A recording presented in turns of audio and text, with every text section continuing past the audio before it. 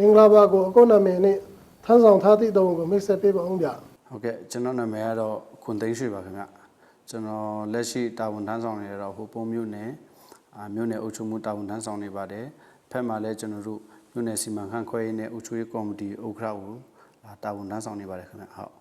လက်ရှိ online ပေါ်မှာဖြစ်ပွားနေသည့်ဟိုပုံမြို့ညောင်ပင်ကျေးရွာတွင်မြေပိုင်ဆိုင်မှုပြဿနာပဲလို့စဖြစ်ပွားခဲ့တာလဲဗျာ ဟုတ်ပထမဦးစွာကျွန်တော်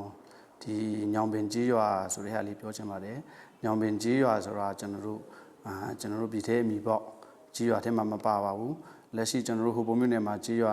300နဲ့တရွာရှိပါတယ်အဲ့ရွာစင်ထဲမှာလည်းမပါပါဘူးခင်ဗျညောင်ပင်ကျေးရွာဆိုတာလက်ရှိနေထိုင်တဲ့လူတွေက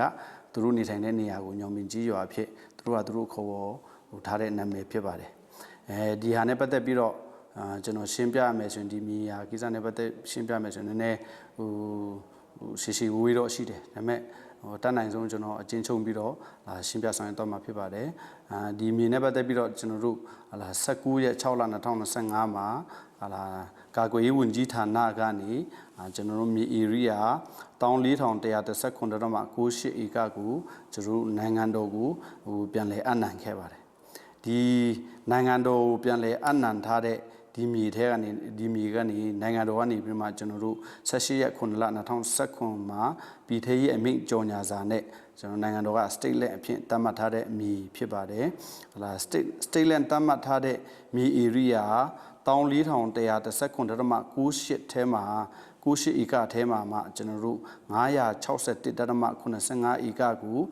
ကျွန်တော်တို့မြို့ကွက်1တိုးချဲ့ရန်ဆိုမှမြေလူမြေရိုင်းဘဟုကိုကျွန်တော်တို့ရှောက်ထားခဲ့ပါတယ်ရှောက်ထားပြီးတဲ့နောက်ပိုင်းမှာကျွန်တော်တို့ဒီမြေ area 961.85 ဧကထဲမှာကျူးကျော်နေထိုင်တဲ့လူတွေရှိပါတယ်ကျူးကျော်နေထိုင်တဲ့လူတွေကိုကျွန်တော်တို့25ရက်3လ2025ရက်နေ့မှာတစ်ကြိမ်17ရက်4လ2025ရက်နေ့မှာတစ်ကြိမ်26ရက်4လ2025ရက်နေ့မှာတစ်ကြိမ်ကျွန်တော်တို့3ကြိမ်ကိုအဲ့ဒီအဆောက်အဦဆောက်လုပ်နေထိုင်ခြင်းခြံစည်းရိုးခတ်ခြင်းလူနေထိုင်ခြင်းမပြုဖို့နဲ့ပြောင်းရွှေ့ထွက်ခွာသွားပြေးဖို့ကျွန်တော်တို့ notice 3ကြိမ်ထုတ်ဆင့်ဆောင်ရွက်ခဲ့ပါတယ်အဲ့ဒီအပြင်ကျွန်တော်တို့2ရက်4လ2025ရက်နေ့မှာလဲကျွန်တော်တို့ဘိုးကောပိုင်အုပ်ချုပ်ရေးဒေတာဦးစီးအဖွဲ့အတွင်းရေးမှူးဦးဆောင်တဲ့အဖွဲ့ကနေပြီးတော့မှဒေတာဦးစီးခန်းမမှာဒီ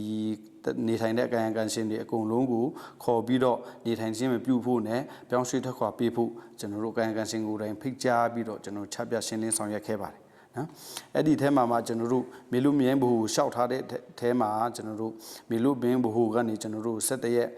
17လ2025ရက်နေ့မှာကျွန်တော်တို့ခွင့်ပြုမိတ်ရရှိခဲ့ပါတယ်နော်ဒီခွင့်ပြုမိတ်ရရှိတဲ့မြေ area 961.85 ဧကအထဲမှာကျူးကျော်နေထိုင်တဲ့လူနေအိမ်155ဦးရှိပါတယ်စိုက်ပျိုးတောင်သူ190ဦးရှိပါတယ်အဲ့ဒီအတွက်ကျွန်တော်တို့ဖယ်ရှားဆောင်ရွက်မဲ့အစီအမံနဲ့ပြန်လည်နေရာချထားရေးအစီအမံတွေကိုစနစ်တကျပြန်လည်နေရာချထားပြီးဖို့ကျွန်တော်တို့အထက်ဌာနအဆင့်ဆင့်ကိုတင်ပြခဲ့ပါတယ်နော်အဲ့ဒီလိုတင်ပြတဲ့အခါမှာကျွန်တော်တို့ရှမ်းပြည်နယ်အစိုးရအဖွဲ့ကနေကျွန်တော်တို့29ရက်17လ2025ရက်နေ့မှာ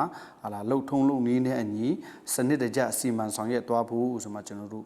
ခွင့်ပြုချက်ရရှိခဲ့ပါတယ်ခင်ဗျဟုတ်အစိုးရစီမံခန့်ခွဲပိုင်ခွင့်ရှိသောမြေထဲမှာကျူးကျော်နေထိုင်နေကြသည့်နေအိမ်တွေကိုနေရာစားထိုးပြောင်းရွှေ့ပေးဖို့အတွက်ဥပဒေပေါင်းတွင်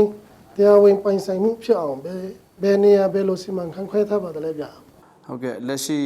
နေထိုင်နေတဲ့လူတွေကကျွန်တော်တို့နိုင်ငံတော်ပိုင်မြေ state land ထဲမှာကျူးကျော်နေထိုင်တဲ့ပုံစံတက်ရောက်နေပါတယ်အဲအကြောင်းမလို့တရားဝင်နေထိုင်မှုရရှိစေဖို့အတွက်အဲ့ဒီမြေ area ထဲမှာပဲကျွန်တော်တို့လူနေ area zone 65.8 ခွန်ဧကထဲမှာကျွန်တော်တို့လူနေကျူးကျော်အဆောက်အဦ155ဦးအတွက်ကိုကျွန်တော်တို့40-50ปีကျွန်တော်တို့စိုက်ပျိုးတောင်သူ190ဦးအနက်1.5 ဧကအောက်ပါတဲ့တောင်သူတွေအတွက်40-60ปี1.5 ဧကကနေ5ဧကထိပါတဲ့တောင်သူတွေအတွက်60-80ปีကိုပြီးတော့5ဧကနဲ့အထက်ပါတဲ့တောင်သူတွေအတွက်60-80ปีနှစ်ခွက်ကိုကျွန်တော်တို့အတီးတီး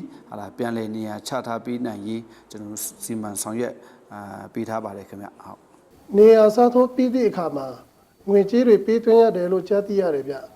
အဲ့ဒါကဘယ်အတွက်ငွေသွင်းပေးရတာလဲဗျ မှန်ပါတယ်ခင်ဗျငွေကြေးတွေပေးသွင်းရမှာမှန်ပါတယ်အဲ့ဒီငွေကြေးပေးသွင်းမှုအနေနဲ့ကျွန်တော်ရှင်းပြမယ်ဆိုရင်သူတို့က40ปี50ปีမြေခွက်တစ်ခွက်ကို30ပေးသွင်းရမှာဖြစ်ပါတယ်အဲ့ဒါ40 60ปีမြေခွက်တစ်ခွက်ကို25သိန်းပေးသွင်းရမှာဖြစ်ပါတယ်အဲ့ဒါ60 80ปีမြေခွက်တစ်ခွက်ကို50ပေးသွင်းရမှာဖြစ်ပါတယ်အဲ့ဒီပေးသွင်းတဲ့ငွေတွေကိုဟလာကျွန်တော်တို့အနေနဲ့သူတို့နေထိုင်တဲ့နေရာတွေအတွက်နော်အဲ့ဒီကျွန်တော်တို့သူတို့နေထိုင်တဲ့နေရာသူတို့နေထိုင်တဲ့ရက်ကွက်သဘောမျိုးဖြစ်သွားမှာပေါ့နောင်ကြရင်နော်အဲ့ဒီအတွက်မြေကွက်တိုင်းတာချင်းလုပ်ငန်းတွေကိုကျွန်တော်ဆောင်ရွက်ပေးဖို့အဲ့ဒီသူတို့နေထိုင်တဲ့ရက်ကွက်ထဲမှာဟာလာမြေတန်းလန်းတွေဆောင်ရွက်တော့ပေးဖို့ဟာလာရေမြောင်းတူးဖော်ချင်းလုပ်ငန်းတွေဆောင်ရွက်တော့ပေးဖို့သူတို့နေထိုင်တဲ့ရက်ကွက်အတွက်ဟာလာနောက်ဟိုလက်စစ်မီးရရှိအောင်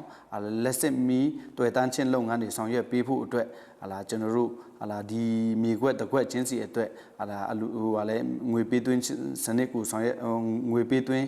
ရယူဆောင်ရွက်တော့မှာဖြစ်ပါတယ်အဲရယူငွေပေးသွင်းတာနဲ့ပတ်သက်ပြီးတော့ဟာလာကျွန်တော်လူပုဂ္ဂိုလ်တွေမှာငွေပေးသွင်းတာမဟုတ်ဘဲနဲ့သက်ဆိုင်ရာကန်ရှင်ကိုယ်တိုင်၎င်းတို့ရယူတဲ့မြေခွက်အတွက်ဟာလာဘန်မူဓာတ်ရိုက်ပေးသွင်းတဲ့စနစ်နဲ့ဟာလာကျွန်တော်စီမံဆောင်ရွက်တော့မှာဖြစ်ပါတယ်ခင်ဗျဟုတ်ကျူးကျော်နေထိုင်ကြသည့်ပြည်သူများကိုအကိုအနေနဲ့အခုလိုဘယ်လိုတိုက်တွန်းစကားပြောချင်ပါတယ်လဲဗျ ကျူးကျော်နေထိုင်တဲ့ဒီပြည်သူတွေကိုကျွန်တော်အနေနဲ့ဟိုအကြံပြုလိုတာကတော့ဟိုလက်ရှိဟာလာနိုင်ငံတော်ပိုင်မြေ state land ကြီးညာထားတဲ့အမြေမှာဟာလာကျူးကျော်နေထိုင်ကြတယ်အဲ့ဒီအတွက်တရားဝင်ဖြစ်အောင်အဲ့ဒီထဲမှာပဲလူနေစုံထဲမှာဟာလာလူနေစုံထဲမှာပဲကျွန်တော်တို့စနစ်တကျနေရာပြန်လဲချထားသွားပြီးနေရာပြန်လဲချထားပြီးမှဖြစ်ပါတယ်အဲ့ဒီအတွက်ဟာလာဟိုပြောင်းရွှေ့နေထိုင်သွားပြီးဖို့ကျွန်တော်အနေနဲ့အကြံပြုလိုပါတယ်အဲ့ဒါမှသာလက်ရှိဟာလာတရားမဝင်ကျူးကျော်ဘဝအနေဟာလာတရားဝင်နေထိုင်မှုဟိုတရားဝင်နေထိုင်တဲ့ဘဝကိုရရှိသွားမှာဖြစ်တဲ့အတွက်ဟာလာလိုက်ပါဆောင်ရွက်